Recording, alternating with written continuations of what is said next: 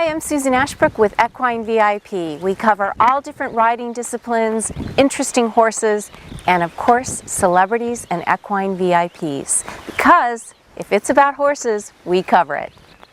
I'm here with Diane Kastama, who just got back from the 2012 Para-Equestrian World Championship Games. That's a mouthful. Yes, it is. Now, Diane, you do awesome combined driving, and I really wanted to ask you, about your journey. When did you start doing combined driving? I started doing combined driving in 1999 when the horse that I was currently driving reached the age of 4. The horse's minimum age is 4, and then at the FEI level 6 is the minimum age of the horse. But I've been driving since 1995, and I just got into driving because I was in the wheelchair, and I used to be a dressage rider and rode trail and taught kids how to ride horses and stuff. And then I was in a car accident, which left me paralyzed. And a year later I was riding, and it wasn't fun because I kept falling off. Or people had to walk along beside you, and so I kind of knew about driving, and I found some local clubs and some local people that drove, and this was in San Diego, and taught my trail horse how to drive. Wow. Now I'm a lot smarter. Yeah, now you know better, right? That's right. Now I know everything that can happen, and you're a lifelong horsewoman, it sounds like, and discovered combined driving, and I think a lot of people don't know all that's involved with combined driving. Combined driving is modeled after the 3-day eventing, where you do driven dressage one day, and you do a cross-country marathon the second day, and on the third day you drive through cones rather than going over jumps. And depending on the level you're at, the clearance is as narrow as 20 centimeters, which is about 5.5 inches, 6 inches. You make it sound so calm, and you just do this and that. I've seen photos. It's gnarly. You're going fast. Is it timed? Yes. On the cross-country marathon, you can think it's kind of like a car pace rally at first, where you have to complete a specified distance in a certain amount of time. But the last section is called Section E, and on that you have up to 8 obstacles that are lettered, and there's lettered gates up from A through F. And you've pre-walked this course to negotiate the fastest and the quickest way for your turnout to go through this obstacle. And it'll be water, up hills, off camber turns, and so you have this guy on the back that hangs off to keep you from tipping over. And think of, barrel racing, but with the carriage and on a hill and over bumps and crazy.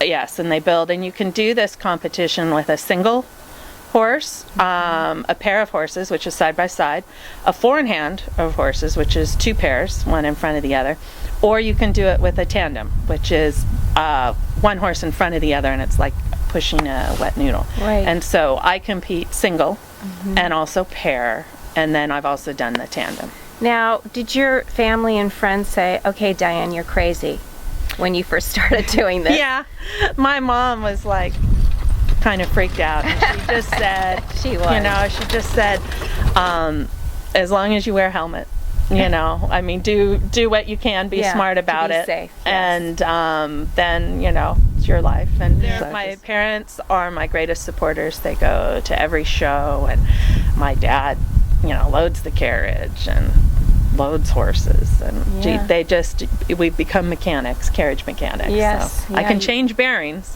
If you have to, you do what you have to, right? And I've even adjusted disc brakes, So. Oh my God. I know more. I know more, and then I mess it up and have to call someone.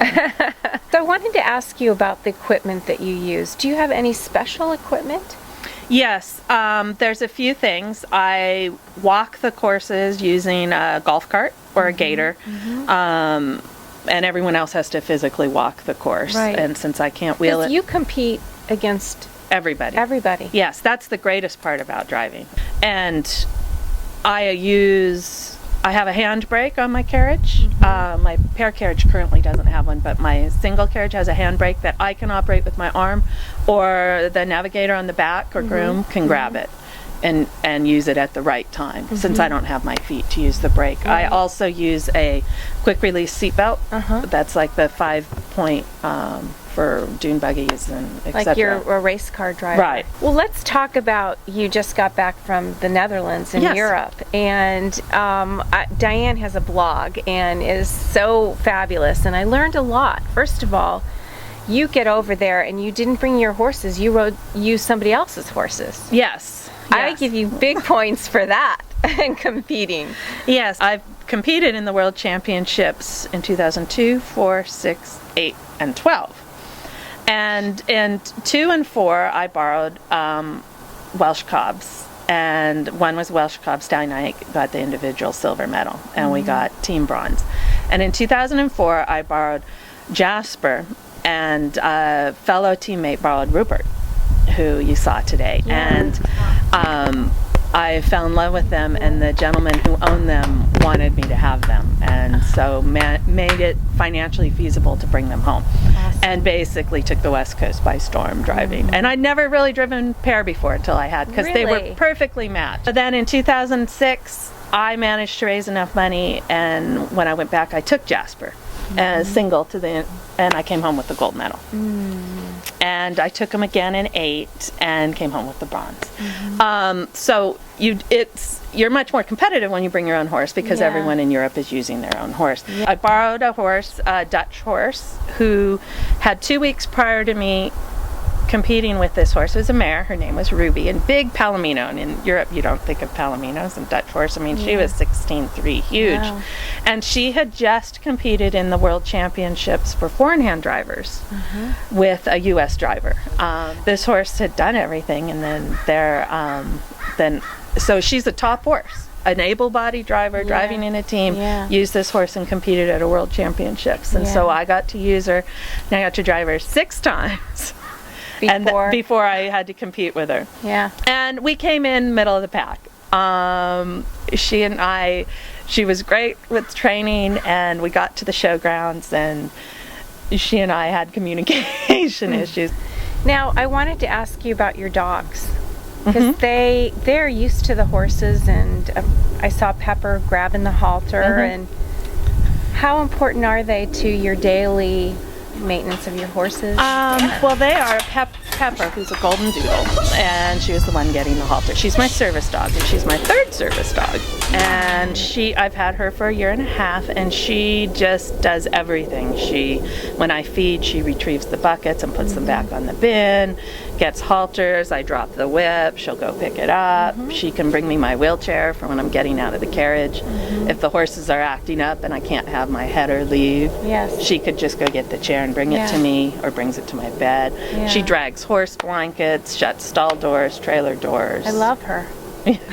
She'll carry the cooler. So great.